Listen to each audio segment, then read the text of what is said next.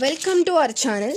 இப்போ தமிழ்நாடே வந்துட்டு ஆவலோட எதிர்பார்த்துட்டு இருக்குது நெக்ஸ்ட் என்ன நடக்க போகுது. ஏன்னா தொங்கு சட்டசபையாக மாறிடுச்சு.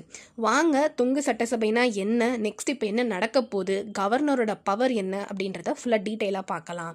ஒரு கட்சி ஆட்சி அமைக்கணும்னா 234 தொகுதியில் 50% சீட்டுகள் வந்து வென்றிருந்திருக்கணும். அதாவது 50% + 1 அப்போனா 117 + ஒரு சீட்டு, மொத்தம் 118 சீட்டு வந்துட்டு அவங்க ஜெயிச்சிருந்தாங்கன்னா மட்டும்தான் ஒரு கட்சி வந்துட்டு ஒரு ஆட்சி அமைக்க முடியும் தமிழ்நாட்டில்.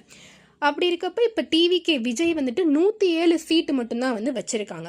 ஸோ அவங்க வந்து பெரும்பான்மையை வந்துட்டு நிரூபித்தா மட்டும்தான் அவங்களால வந்து ஆட்சி அமைக்க முடியும். ஸோ இந்த கான்செப்டை தான் வந்து என்னன்னு சொல்கிறாங்கன்னா தொங்கு அசம்பிளின்னு சொல்கிறாங்க. அதாவது ஹங் அசம்பிளி, தொங்கு சட்டசபை. So again the history repeats. 1954 இதே மாதிரி ஒரு சிச்சுவேஷன் வந்துச்சு. காங்கிரஸ் வந்துட்டு 152 சீட்ஸ் தான் வச்சுருந்தாங்க. அப்போ வந்து 300க்கும் மேற்பட்ட தொகுதிகளில் ஜெயிச்சா மட்டும்தான் வந்துட்டு ஆட்சி அமைக்க முடியும். அப்படி இருக்க சிச்சுவேஷனில் காங்கிரஸ் மற்ற கூட்டணி கட்சிகளெல்லாம் வந்து கூப்பிட்டு ஆட்சி அமைச்சாங்க. இப்போ அதே மாதிரி நடக்குமா? டிவிகே விஜய் வந்துட்டு மற்ற கட்சிகளெல்லாம் வந்து கூட்டணியாக வந்து கூப்பிடுவாங்களா அப்படின்றது நம்ம பார்த்தா தான் தெரியும். ஸோ இந்த இடத்துல கவர்னர் என்ன ரோல் வந்து ப்ளே பண்ணுறாருன்னு பார்த்தோம்னா, ஆர்டிக்கல் 164 ஆஃப் இந்தியன் கான்ஸ்டியூஷன், இந்திய அரசியலமைப்பு சட்டத்தின்படி ஆர்டிக்கல் 164ல் கவர்னருக்கு தான் வந்துட்டு சிஎம், சீஃப் மினிஸ்டர் அப்பாயிண்ட் பண்ணுறதுக்கான பவர் இருக்குது. ஸோ இப்போ கவர்னர் என்ன பண்ணலாம்?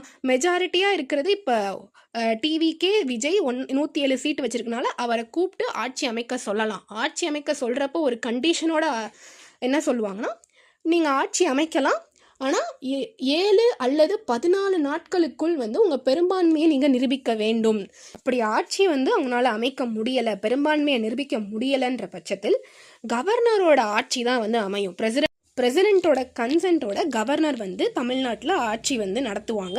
6 மாத காலத்திற்கு அந்த எமர்ஜென்சி பீரியட் அப்படின்ற சிச்சுவேஷன் தான் போகும். ஆனால் இதில் நம்ம சுப்ரீம் கோர்ட்டோட ஜுடிஷியல் இன்டர்பிரிட்டேஷன் வைஸ் பார்த்தோம்னா 1994 ஒரு லேண்ட்மார்க் ஜட்ஜ்மெண்ட் வந்துச்சு, எஸ்ஆர் பொம்மை வெர்சஸ் யூனியன் ஆஃப் இந்தியா அப்படின்ட்டு.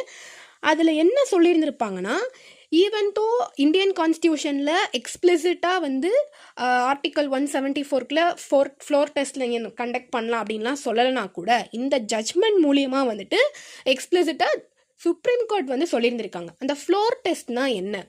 அதாவது இப்போ பெரும்பான்மையை வந்து நிரூபிக்க முடியலை, 118 சீட்டை வந்து அவங்களால காமிக்க முடியலை அப்படின்னும் போது ஸ்டேட் லெஜிஸ்லேட்டிவ் அசம்பிளியில் எல்லா எம்எல்ஏஸையும் கூப்பிட்டு ஒரு பர்டிகுலர் டேட் ஃபிக்ஸ் பண்ணி எல்லா எம்எல்ஏஸ்லையும் வந்து திரும்ப வந்து வாக்கெடுப்பாங்க. அந்த எம்எல்ஏஸ்லேருந்து அவங்க வந்துட்டு ஒன்று இந்த கட்சியை வந்து ஆட்சி அமைக்கலாம் அப்படின்றதுக்கு எஸ் ஆர் நோ அப்படின்ற அந்த ஒரு வாக்கெடுப்பு தான் வந்துட்டு ஃப்ளோர் டெஸ்ட் அப்படின்னு சொல்கிறாங்க.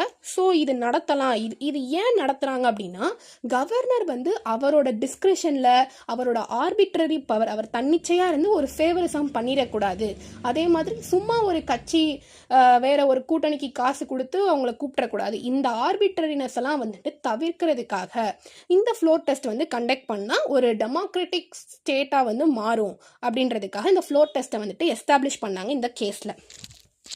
சப்போஸ் இந்த ஃப்ளோர் டெஸ்ட்டுமே வந்து ஃபெயில் ஆகுது, இல்லை விஜய்னால வந்து பெரும்பான்மையை வந்துட்டு நிரூபிக்க முடியலை அப்படின்றக்கப்ப கண்டிப்பாக வந்துட்டு எமர்ஜென்சி தான் வந்து போடுவாங்க. 6 மாத காலத்திற்கு கவர்னர் தான் வந்துட்டு தமிழ்நாடை வந்து ஆட்சி செய்வாங்க. ஸோ இப்போ கரண்ட்டாக வந்துட்டு டிவிகே விஜய், தாவேகா தலைவர் விஜய் வந்துட்டு கவர்னருக்கு வந்துட்டு இமெயில் வழியாக வந்துட்டு ஒரு லெட்டர் அனுப்பிச்சிருக்காங்க. அதாவது எங்களுக்கு ஒரு 2 வாரம் வந்துட்டு ஒரு டைம் கொடுங்க, அதுக்குள்ளே நாங்கள் பெரும்பான்மையை நிரூபிச்சிருவோம், ஆனால் நீங்கள் அதுக்குள்ளே எங்களை கூப்பிட்டு ஆட்சி அமைக்கிறதுக்கான ஒரு பவரை கொடுங்க, என்னை பதவி ஏற்க வைங்க அப்படின்ற அளவுக்கு விஜய் வந்து கடிதம் எழுதியிருக்காங்க கவர்னருக்கு. நம்ம வெயிட் பண்ணி பார்ப்போம், இந்த ஆட்சி அமைக்கிறாங்களா, பெரும்பான்மையை நிரூபிக்கிறாங்களா, இல்லை ஃப்ளோர் டெஸ்ட் நடத்துவாங்களா, எஸ்ஆர் பொம்மையை வந்துட்டு இம்ப்ளிமெண்ட் பண்ணுவாங்களா, இல்லை ஜுடிஷியரி இதில் இன்டர்வென் ஆகுமா அப்படின்றது எல்லாத்தையும் நம்ம வெயிட் பண்ணி தான் நம்ம பார்க்கணும். ஸோ ரீஎலெக்ஷனா இல்லை டிவிகே விஜய் வராரா? Wait and watch. இந்த மாதிரி யூஸ்ஃபுல்லான இன்ஃபர்மேஷனுக்கு கிரு டைரிஸை இப்போவே ஃபாலோ பண்ணிக்காங்க. அடுத்தடுத்த அப்டேட்ஸ்லாம் உடனே தெரிஞ்சுக்கோங்க.